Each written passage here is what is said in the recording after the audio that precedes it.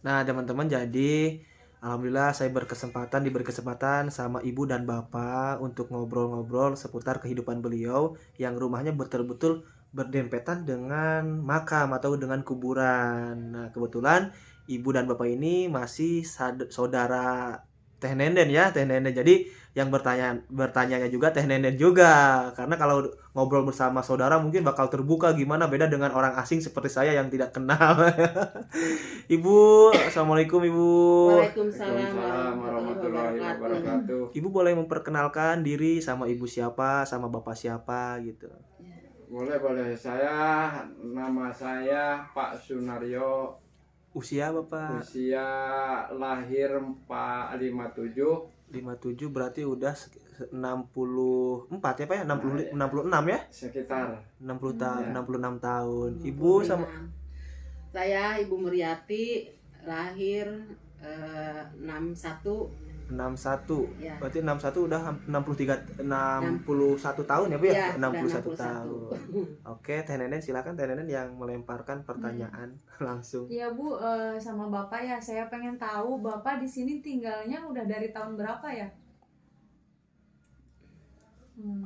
di rumah ini di sini udah dari tahun 94. 94. Berarti kalau 94 udah 28 tahun ya Pak ya? Iya. Hampir 28 tahun. Tinggal dekat berdampingan dengan pemakaman atau Iya. kuburan. Iya. Nah, ini Pak saya mau pengen bertanya kan unik ya Pak ya. Itu kuburan dulu atau rumah dulu sih Pak? Kalau kuburan yang ini yang dekat keluarga itu rumah dulu. Rumah dulu. Kalau yang sampingnya seberangnya? Yang sampingnya itu Makam. kuburan keluarga yang satu lagi sebelah sana itu kuburan dulu. Oh, kuburan dulu. Ya. Nah, kenapa nih alasan Bapak, kebanyakan orang kan orang Indonesia nih, masyarakat Indonesia pada umumnya kalau bikin rumah itu menjauh dari kuburan, menjauh dari tempat-tempat mengerikan lah istilahnya Bu ya. Kalau kuburan terkenalnya angker kalau masyarakat Indonesia bilangnya gitu. Nah, alasan kenapa sih Bapak dan Ibu malah membangun rumah sebagus ini ya Bu ya, sebagus ini kok dekat kuburan gitu, mendekati pemakaman. Iya. Beginilah, dulu kakek saya di sini rumahnya dekat ya, di sini. Katanya nenek saya meninggal Ya. mau di tempat tanah sendiri gitu ya. Jadi memang ini rumah dulu baru kuburan. Dulunya satu, ya si nenek yang meninggal. Yang kedua kakek, ya. Jadi anak-anaknya mau dikubur di sini. Dan ada lagi anak si kakek dan si nenek itu ya yang satu kedua di sini lagi ya dikuburnya. Jadi alhamdulillah saya di sini dekat kuburan nggak ada apa-apa gitu, nggak takut apa-apa gitu. Alhamdulillah. Jadi mah banyak hikmahnya hidup atau di sini dekat kuburan gitu. Banyak yang silaturahmi ya gitu. Jadi karena mungkin itu pemakamannya pemakaman keluarga Bu ya? Iya. Pemakaman keluarga, tapi Iya. dulunya di sini tuh rumah kakek dan nenek Ibu. Iya di sebelah sini. Di yang depan itu yang sekarang jadi kebun. Iya. Dulunya terpencil mungkin Bu ya, jauh dari Iya. tetangga. Kalau sekarang alhamdulillah udah ada tetangga ya Bu ya, udah Banyak. nggak menikah. Gitu. Nah, Iya. sok silakan. Barangkali ya Bu, kalau misalkan kan ini di pinggir banget ya Bu, maksudnya pinggir apa itu yang Tembokan. sebelah sana Tembok. tembokan ya. Nah kalau misalkan Ibu tidur itu gimana Bu? Apakah ngerasa mungkin serem deket kuburan? Apa gimana, mungkin pernah ada yang gangguin? Apa gimana tuh Bu? Enggak ingat apa-apa masalah takut, masalah apa enggak. Malah mah enggak ingat aja jadi enggak perasaan takut atau ada setan, ada apa enggak punya perasaan Jadi seperti biasa itu aja, ya. Iya. Ya biasa aja biasa. Malah kalau malam keluar juga jadi enggak takut apa-apa gitu. Berarti kalau Ibu keluar berarti ngelewatin kuburan dulu ya Bu ya? Iya, Kuburan. emang. Iya. Habis dari mana ya lewat kuburan gitu. Mau siang Iya. mau malam juga Iya, lewat siang kuburan. malam ya. Iya. Enggak takut apa-apa. Kalau di sini Ibu barangkali tinggalnya sama siapa aja Bu di sini? Kalau di sini sama bapak aja. Kalau sehari-harinya gitu. Kalau dulu bapak lagi ke usaha di Jakarta ya saya sendirian gitu.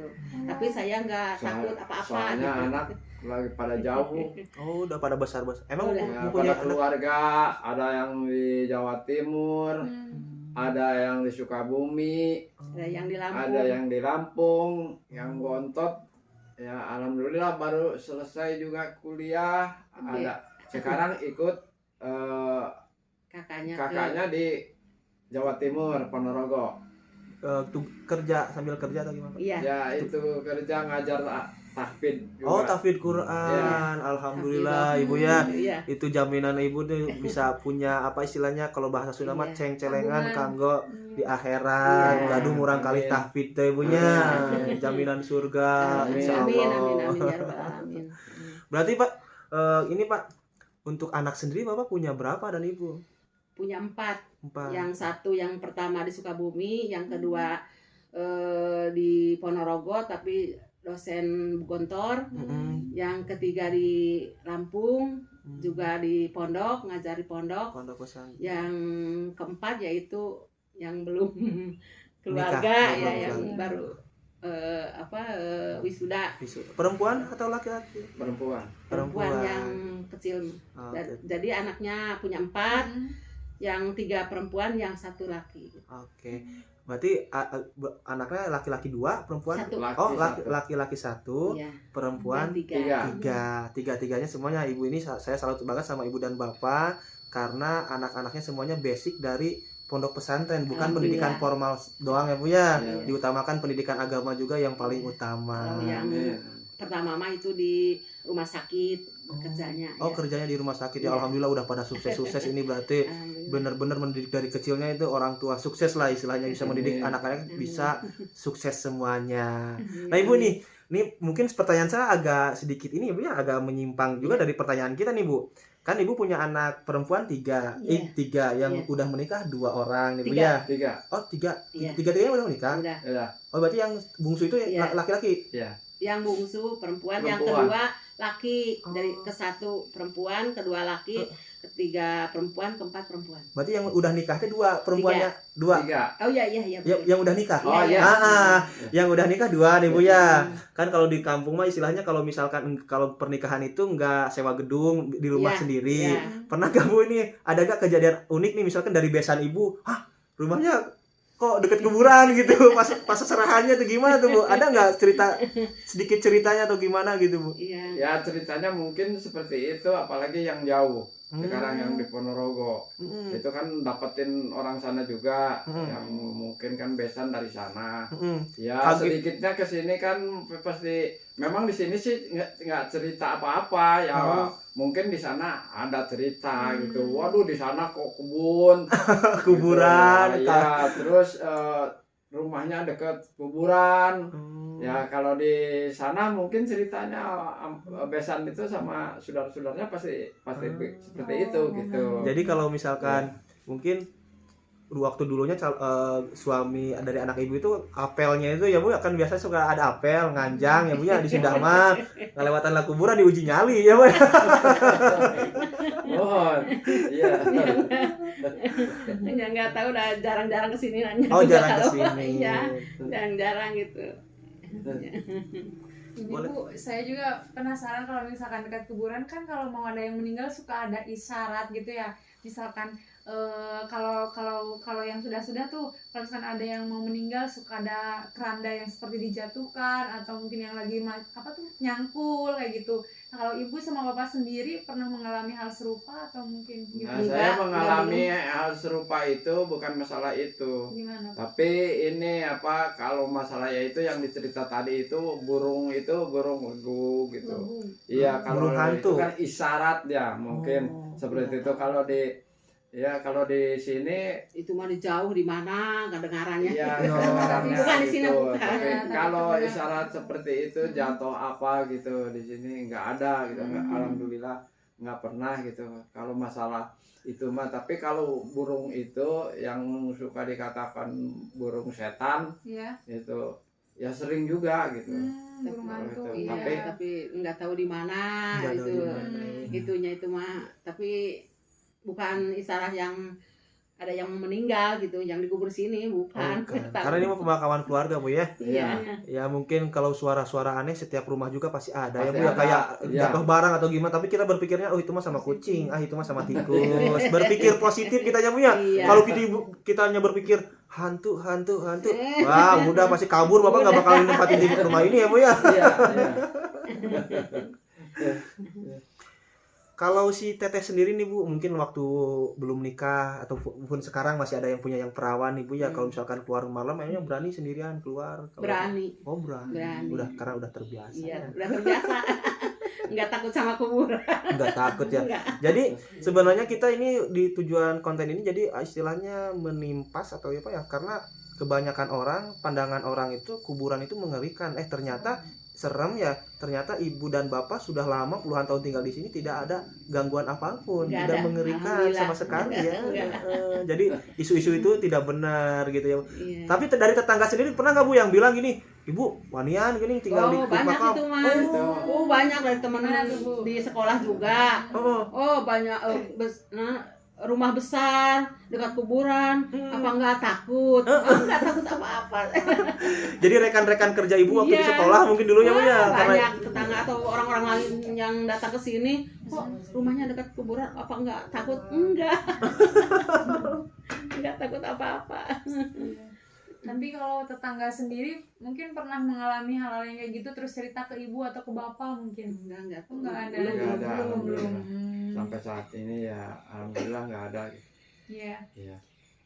Ini dong Bu, kan saya kan orangnya penakut ya Bu. Jangan kan tinggal di dekat kuburan gitu ya. Kalau misalkan di rumah sendiri aja yang rame gitu ya, masih suka kalau kata orang Sunda mah borangan ke WC harus diantar gitu. Nah itu mungkin ibu bisa ngasih tips mungkin atau amanah kayak gitu ya sama bapak biar kita itu sama penonton juga nggak penakut kayak gitu. Soalnya ibu aja yang tinggal di depannya banyak kuburan ya berani kayak gitu Bu. Gimana Bu? Ya mungkin kalau orang baru seperti ini ya mungkin ada juga takut gitu. Tapi kalau udah biasa seperti ini ya istilahnya udah biasa-biasa aja. Sama kuburan itu nggak ada istilah takut gitu. Ya kalau dari saya mah begini ya. Gimana tuh Bu? Jadi masalah mati itunya kan nggak usah takut, kita juga akan mati dan kita banyak berdoa kepada Allah supaya tidak ada apa-apa, dan alhamdulillah sampai sekarang belum pernah ada apa-apa gitu yang menakutkan gitu. Jadi kita minta perlindungan kepada Allah Allah ya Bu ya. gitu Karena banyak. ibu kan sering bilang waktu Bapak kerja di Jakarta dulu ya Pak ya, jualan usaha di Jakarta, sering ditinggal-tinggal sendirian di rumah. Iya. Alhamdulillah nggak apa-apa, ibu hanya minta perlindungan kepada Allah Subhanahu wa gitu. taala. Ya alhamdulillah gitu. Kalau apa-apa nggak ada setan apa itu tuh yang suka nakut-nakutin Kuntilanak, suara-suara pocong, iya suara-suara aneh nggak nggak pernah ada. ngedengar. Nah jadi mungkin dari ibu itu tadi kan ibu sedikit menyinggung karena apa ya, yang namanya kematian manusia itu tadi seperti bilang gitu ya Bu ya, pasti bakal mengalami kematian ya Bu ya. Di dalam Al-Quran juga dijelaskan kullu nafsin dha'iqatul maut, setiap yang bernyawa pasti bakal mati, meninggal dunia. Nah tapi mungkin kalau ibu mah enak tinggal pindah tidur mungkin ya Bu ya. Ini mah guyon ya Bu ya, heureun curang sudah mah pindah tidur tinggal ke depan rumah gitu ya Bu ya. Kalau misalkan nih saya kan rumahnya di tengah-tengah perkampungan, kalau meninggal dunia itu serasa dibuang karena jauh dari rumah, kalau ibu di depan rumah. Terus enaknya lagi ke teman-teman, jadi hikmahnya bisa kita petik hikmahnya tuh kalau misalkan ada pemakaman keluarga di depan rumah kita itu enaknya kalau bisa berziarah itu setiap waktu Bu ya, nggak merasa takut. Pengen ziarah ingat sama orang tua, ingat sama anak, ingat sama adek yang sudah meninggal, karuhun yang sudah meninggal, tinggal langsung berziarah ke depan rumah. Kalau saya sendiri suka yang alami saya sendiri nih, kalau misalkan mau ziarah ke orang tua atau kakek nenek yang sudah meninggal dunia itu suka merasa takut kalau sendirian Bu, karena ke pemakaman. Kalau ibu enak jadi bisa tiap hari mendoakan juga ya Bu ya. Masalah itu mah jauh dan dekat juga ya, itu pasti banyak berdoa, kita harus banyak berdoa. Dan alhamdulillah pun paman meninggal juga sampai Kapolres di sini, upacaranya di sini gitu. Jadi kalau kepolisian mah secara militer Ibu ya? Iya, militer dari upacara di sini dari Kapolres Majalengka gitu, Kapolresnya datang ke sini gitu.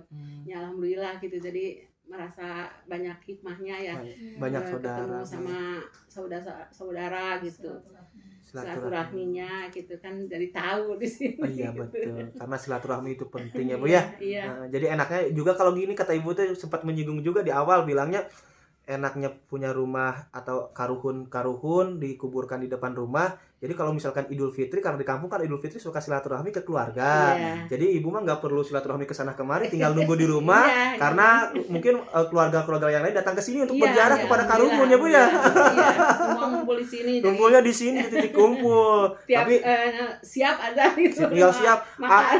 asal siap makanannya ya Bu ya. Asal siap makannya di sini. Menyambut keluarga besar ya Bu ya. Iya, Karena iya, emang. Karena kalau di kampung itu keluarga besar, teman-teman. Satu keluarga punya anak itu bisa menjadi kesebelasan sepak bola. Iya, Kakak iya, tambah cucu ya Bu ya. Wah. Tapi mungkin itu menjadi sedekah jariah buat ibu sendiri ya Bu ya. Nanti Iya. juga bakal diganti oleh Allah yang Amin, amin ya. lagi, yang lebih besar lagi, yang lebih banyak lagi. Amin. Dari Anajar mungkin ada pertanyaan lagi? Udah. Cukup. Nenden silakan mau bertanya nggak? Nanya apa lagi? Oh, untuk anak-anak ibu tuh Bu, kan semuanya ada 4 ya. Iya. Nah kalau untuk anak-anak ibu kan biasanya tiap anak kan beda karakternya. Iya. Kalau misalkan tinggal di sini, apakah semuanya pada pemberani atau mungkin ada yang penakut, ada yang misalkan bisa lihat atau mungkin pernah mendengarkan kayak gitu, atau semuanya enggak gitu Bu? Enggak semuanya, cucu juga enggak takut ya, karena berkatan gitu. Enggak ada yang takut, anak-anak juga yang 6 tahun, Kalau yang 5 masalah tahun. kuburan, anak memang alhamdulillah nggak ada yang takut. Kalau cucu datang ke sini itu bukan takut dari kuburan, Takut apa? takut tokek. Oh. Yang satu itu yang ada yang satu di sini. Terus Enggak mau nginep katanya takut mantu tokek. juga begitu. Oh. Mantu ada yang dari Ponorogo. Di sini kan ceritanya tidur, ada tiba-tiba ada tokek berbunyi. Iya. Sampai teriak. Saya takut ya. Berarti Itu bukan, alhamdulillah bukan karena dari kuburan gitu. Iya, Ya. dari hewan. Kalau dari kuburan, alhamdulillah semuanya Semuanya berani. Pada Malam, gitu. tengah malam siang. juga datang ke sini enggak takut Oh. apa-apa gitu. Berarti anak, mantu, terus cucu juga semuanya pemberani ya. Nggak Iya. takut makam pokoknya udah. Kalau masalah kuburan gitu ya alhamdulillah. Karena mungkin udah terbiasa kan. main di sini Main di gitu. sini, kan. Sudah biasa main. Ya di kalau sini. baru-baru ya istilahnya ya sedikitnya mungkin ada gitu. Iya. Sedikitnya mungkin ada. Nah Ibu, nih mohon maaf nih, saya mungkin nanyanya ke pribadi keluarga ya Bu ya, pribadi keluarga. Berarti anak Ibu semua tahfidz Quran semua? Enggak, yang pertama kuliahnya di Akpernya, sekarang di rumah sakit. Yang kedua di Pondok Pesantren Gontor sampai S2, sampai sekarang di Visit. apa sih, dosen di Gontor, Alhamdulillah, di alhamdulillah. Unida ya.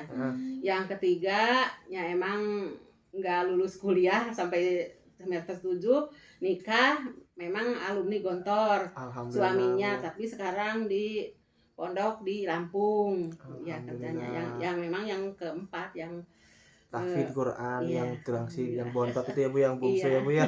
Nah ini Bu, karena jarang banget ditemukan orang tua seperti Ibu. Kebanyakan orang tua yang lain ya Bu ya, maaf nih Bu, kalau di perkampungan mengutamakan pendidikan formal ya. Non formal itu seperti pesantren itu dinomor 2-kan. Karena gini Bu, sering saya tetangga atau misalkan lihatlah di perkampungan lain, kalau anaknya enggak sekolah SD, SMP, mungkin SMA, nggak kuliah, suka dimarahinnya abis-abisan sama orang tua ya Bu ya. Iya. Tapi kalau nggak mau ngaji ya udah tenang naon, cenah nggak apa-apa gitu. Nah Ibu yang menguatkan Ibu nih, kenapa nih Bu? Jadi diutamakan pendidikan pesantren, diutamakan pendidikan formal juga diutamakan. Alasan terkuat Ibu kenapa sih Bu? Alasannya nih paling begini utama. ya. Kalau memang anak pertamanya enggak mau masuk pondok ya. Iya. Yang pertama jadi maunya ya memang di pertama ke MTS, ke SMA, langsung ke Akpernya ke Bandung. Jadi dia nggak mau ke pondok tadinya pesantren. ya. Yang kedua malah mau dari SD mau masuk ke pesantren ke Gontor ya. Yang sampai ya sekarang. Jadi yang ketiga dari SD masuk pesantren ke Kencana. kan Cana Cikiji Ya. Kang Kiai Endin. Iya, Ah, iya. iya. Sampai Apa ya? ke Tasik, ke apa sih? Bukan itu sih. Suryalaya. Bukan. Asalam. Udah. Nanti. Kenapa? Mitahun. Cipasung.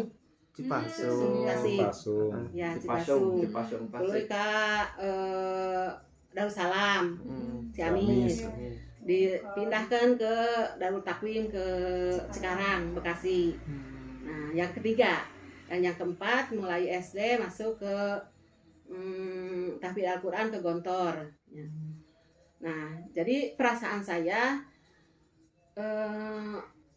tidak bisa mendidik dengan pelajaran agama sendiri.